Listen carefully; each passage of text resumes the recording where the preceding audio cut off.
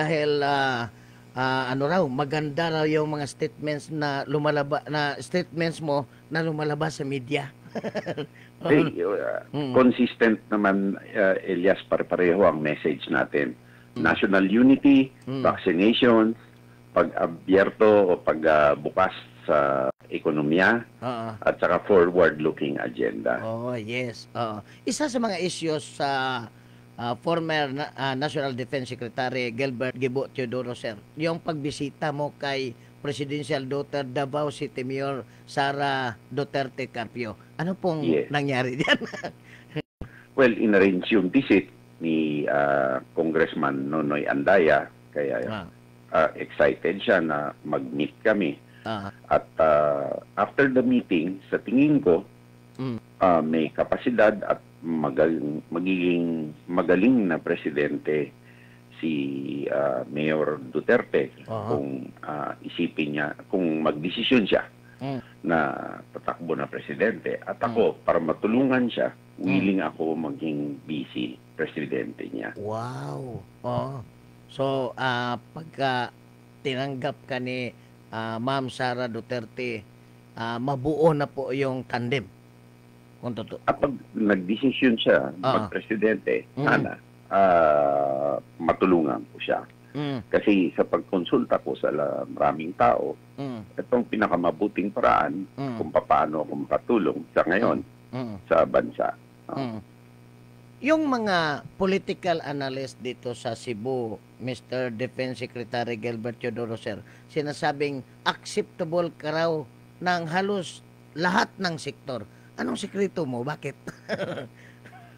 Palagay ko, dahil naman hindi tayo bengatibo na tao, Mm, ang message natin forward-looking, mm, consistent ang message natin, mm. at maka-unify tayo. Oo. Di ba, ang panaghihiusa, Mm, ang atong message, oo. paglambo, Mm, and health, no? mm, First doon talaga, national unity on spirit, mm. tapos health. Oo. Kasi kung walang health, kung walang vaccinations, Oo. may vaccination hesitancy, Mm, hindi makakabukas kaagad ang ekonomiya. mm, Nakita natin ang mga numero kahapon, mm, lumaki ang unemployed, no? mm, Kailangan talaga mabuksan natin ang ekonomiya natin, kung hindi mm. magkakaroon ng masamang epekto ito sa ating economy. Mabuti na lang merong pera ang gobyerno dahil sa pag-iingat na ating economic managers, no? Mm. I see. Maraming nagsasabi, Mr. Secretary Gibo Teodoro, sir, na ang isang vice president ay parang spare tire raw. But ang nakikita nila sa iyo, pwede kang gawing envoy ng Philippine president to all the countries in the world para mayroon tayong good relation, foreign relation. Actually, ang dapat gumawa niyan, Secretary of Foreign Affairs. Mm, Ito nakikita ko, ang role ng Vice President mm, ay tigatingin sa overall picture. Kasi pag nasa loob ka, mm, nagtatrabaho ka, mm, hindi mo makikita yung nangyayari sa ibang mga bagay-bagay sa kabuuan. mm, So, parang sa korporasyon yan eh. mm, May mga direktor sa bangko na tinatawag na independent director mm, na tumitingin ng mas malaking picture. oh, Tapos inoobserbahan nila yung nangyayari. At dyan, mabigyan mo ng tamang inputs at advice mm, ang Pangulo para sa policy tama. in a cooperative way. Of course, also to represent the President Mm, when he or she so desires. mm, I see. So, kung mabigyan ka ng pagkakataon ng Panginoon na maging Vice President na ni Ma'am Sara Duterte, ano po ang nasa isip mo? Ano pong mga plano mo? Well, pareho ang aming dalawang major issue, no? Mm, mm, Alam natin ang pandemic ay tatagal ito. mm, Hindi ito matatapos next year. mm, Sana naman bigyan tayo ng milagro ng Diyos. Pero kailangan tuloy-tuloy ang vaccinations, tuloy-tuloy ang pagtutok nito. Nung isang araw lang, meron tinatawag na Delta variant sa India na mas nakikita nila, mas grabe epekto, mas nakakahawa. Tapos yung ibang mga bansa, nakakala nila lusot na sila sa COVID, bigla na lang nagkaka-COVID. So, ito ano talaga, peligroso na situation ito na kailangan tutukan ng buo. Secondly, yung maagang pagbukas ng ekonomiya para makatindog na ba yung ekonomiya natin. Kailangan na natin yan. Ikaw na nagsabi, Iksoon nga, Elias, consumption economy, turismo, Yes. We need to open up the economy. Oo nga.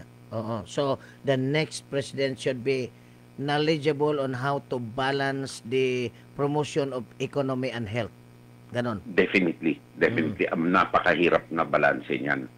Because hindi ka naman pwede talaga totally mag-lockdown, totally magsara. Pero minsan naman, pag talagang laganap na yung infection at ang bed space sa hospital nagiging issue, kailangan ka talaga mag-lockdown. No choice.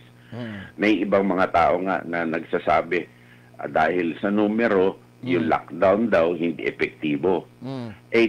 Ang tanong ko na lang, ano kaya ang nangyari kung hindi nag-lockdown? Oo nga. Okay. On the other hand, from the view of a former defense secretary, ano po ang masasabi mo ng West Philippine Sea? Itong sinasabi ko sa West Philippine Sea, number one, national security issue yan. Hindi partisan political issue. Ang Philippines ay may consistent position dyan na ang West Philippine Sea, tayo ay may sovereign exclusive rights. Maraming nagsasabi na iinganyo natin ang world economy para ibigyan ng pressure ang China na umatras dyan, ano? Ang challenge, ano ang interest ng buong mundo na kumampi sa atin laban sa China na kailangan din nila ang trade and relations with China. Katulad ng Amerika, nag-trade talks na sila ng China ngayon. Ang gastos nila para sa stimulus nila, $6 billion. Trillion dollars ang kailangan nilang gastusin para sa sarili lang nila. So, saan sila kukuha ng paggagastusin para sa ibang bansa, no? Pero, ganun pa man, tuloy-tuloy ang ating capability upgrade ng ating Armed Forces of the Philippines para maproteksyonan natin, lalo na yung mga mangingisda natin. Tapos, the other day, may nakita ako sa news na may pinopropose si former Justice Francis Hardelesa na isama sa baselines law ang 136 features na na-mention dun sa arbitral award. So, ito dapat pag-aralan ng mabuti at pag-isipan ng mabuti. Baka ito ay isang magandang paraan moving forward. Tama po. Oo. May nag-comment dito, isang engineering expert si Engineer Buboy Dungog. Sabi niya, I will vote for Gibo Teodoro if he run for Vice President. Daman salamat. Tapos Engineer. Engineer Buboy Dungog. Tapos ang sabi ni Tony Deloso, sabi niya, pakitanong kay former Defense Secretary Gibo Teodoro kung ano ang kanyang advocacy kung maging Vice President siya. Public health, early opening of the economy. Yan ang most important advocacies. Galing ako sa private sector. Alam ko na kailangan na ng komersyo na gumalaw at let's say kahit na 60% man lang muna. And then sana in 2 to 3 years, 100% normalized. And of course, dyan sa Cebu, gusto kong madaliin yung mga infrastructures na kailangan natin dyan, lalo-lalo na yung second runway sa Mactan. Napaka-importante niyan. Oh, yeah. Oo. May isang, may isang nag-text. Pakitanong mo kay former Secretary Gilbert Teodoro kung ano na ang updates nung pinirmahan niyang Memorandum of Agreement with Cebu Governor Gwen Garcia na isauli sa Kapitulo yung Camp Lapu-Lapu. Hindi ko alam kung ano na nangyari doon after, dahil after that, wala na ako sa department. Aywan ko kung anong ginawa nila doon sa agreement na yan. Nung sumunod na administrasyon. Kasi paalis na ako nung napirmahan yan. Ganun po. Pero kung maging Vice President ka, marireview mo yan. I-review ng Secretary of Defense yan, naturally. At ng DNR at ng local government of Cebu. May text dito from Carcar City, Cebu. Pakitanong mo kay Sir Gibo Teodoro kung ano ba ang response ni Inday Sara nung pumunta siya. Maganda naman ang pagtanggap niya sa akin. At napaka-humble niya na tao. Alam niya ang mga national and local issues na kailangan. Siya at saka ang aking may bahay nag-usap na matagal tungkol sa child welfare issues, no? Dahil ang misis ko, special envoy ng presidente sa UNICEF for child welfare. So, diniscuss nila yung stress na nadadamdaman ng mga bata ngayon sa pandemya. Tapos yung pagtaas ng mga child pornography cases at pagtaas ng mga exploitation of minors cases. At mukhang nakatutok din si Mayor Duterte dyan sa mga issues na yan dahil siya ina rin. I see. So, sa makatwid, kasama na rin yung welfare ng women at children sa programs of government nyo kung kayo ang palarin. Ako sigurado dahil children's welfare talagang importante yan because that also alongside education, quality education is a foundation of a strong country. Yun na nga. Kaya nga sabi nila, education is the most important component in nation building. Yes. And actually, talking about nation building also, interconnectivity between and amongst the islands is very important. Ease of travel between and amongst islands can very, very important. Directly for our convenience, indirectly sa West Philippine Sea, ang hardening and improvement of our digital infrastructure. Yan. Oo. Nakita mo nangyari sa Amerika, mismong American government nag-warning na sila sa mga kumpanya na beware of hackers, beware of ransomware. So tayo, tuloy-tuloy dahil archipelago tayo, ang digital technology parang tulay din yan. Very important sa buhay ng mga tao. So, kailangan i-strengthen natin at i-harden natin ang digital infrastructure natin para sa ating komersyo, sa ating seguridad. I see. Dito sa Pilipinas po, ano kaya ang gawin natin para maging sustainable ang lahat ng internet providers? Well, yan ay kinakailangan ng dalawang bagay. Number one, continuous improvement ng infrastructure. Kung may mga prangkisa ito, walang dahilan kasi may tax breaks naman yung mga yan. Pero pangalawa is the continuous training of quality software personnel. Kasi ang Internet Security Act ay very, very dependent sa araw-araw ng pakikipaggera ng security personnel ng mga kumpanya laban sa mga hacker. Pangatlo is a consistent power supply. Kasi dependent sa power itong internet at lahat, no? So, ito ang mga kailangan na tatlong bagay para sa digital infrastructure natin. I see. And talking about uh, available power supply, ano kaya ang gagawin sa Bataan Nuclear Power Plant kung maging kayo na ang mag-roll ng bansa?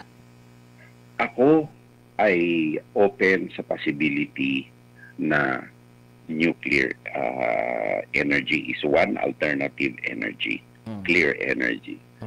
Kailangan lang manigurado tayo sa continuous capacity ng magpapatakbo at magpapatayo nito sa maintenance at safety designs nito.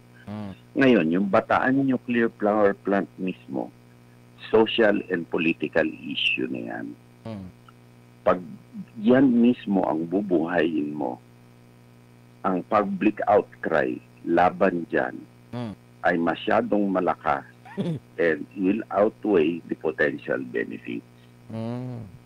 I see. Kaya gagawa ng another facility. The feasibility, kasi hindi naman pwedeng mabilisang gawin yan.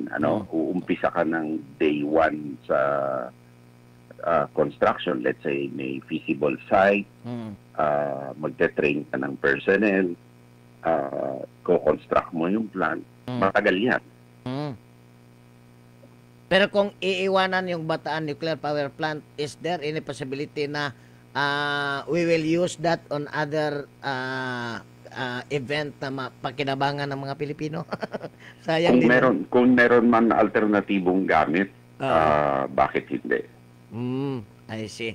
Bumalik po si Engineer Boboy Dungog, sir. Sabi niya, will you support a subway railway system for Metro Cebu, considering that we have the narrowest roads in all highly urbanized cities in our country? I think a subway railway system is necessary, especially if you can piggyback on disaster risk reduction para sa flood control and underground utilities connections and the like. Pero really, subway or railway systems, sunk costs yan, madalang kumita yan, pero kailangan talaga para sa ease of doing business, ease of traffic, ease of commerce, kailangan yan. Lalo na pag ang isang lugar bumabaha, na experience ko yan ng Typhoon Ondoy dito. Bumabaha dito sa EDSA, sa LRT, ako sumakay papuntang Campo Aguinaldo. I see. Bumalik naman si Tony Deloso. Ang sabi niya, maraming salamat, Sir Elias, sa tanong mo kay Sir Gilbert. Nakikita ko sa pananalita niya na he is a sincere person. Thank you. Sir Secretary... Meron talagang challenge sa Cebu, talagang makikitid yung kalye at saka maraming historic na kalye na hindi mo pwedeng lakaran. Yes, oo. Kaya kailangan... Katulad ng San Siangco, paano mo lalaparan yan? So, kailangan talaga para sa connectivity sa smart cities, you have to really plan for mass transport systems. Tama, oo. Former Defense Secretary Gilbert Gibo Teodoro, sir, bigyan kita ng opportunity sa iyong golden parting words to our thousands of listeners ngayon sa yagyagan ng DYRC. Okay. Vaccination. Kung available na ang vaccinations, lumuluwag na, magpabakuna na tayong lahat. Kasi yan ang pinaka-importanteng suliranin natin lahat. At Happy Independence Day come June 12 sa tibuok nasod. Maraming salamat po. Good morning. Salamat, Manuelia. Thank you. Thank you. Mauto si former Department of National Defense Secretary Gilbert Gibo Teodoro nga he admitted that pag-adto niya sa opisina ni Sara Duterte Carpio sa Mayor's Office sa Davao City. Warm welcome siya ni Mayor Sara. Unya iyang gi-offer ang iyang kaugalingon nga kung mudagan si Sara Duterte pagka-presidente, siya ay mag-vice presidente. Unya usa sa iyang plataporma nga he will be an overall monitoring person sa unsa may mahitabo sa gobyerno sa Pilipinas. O sa di pa ko mo commercial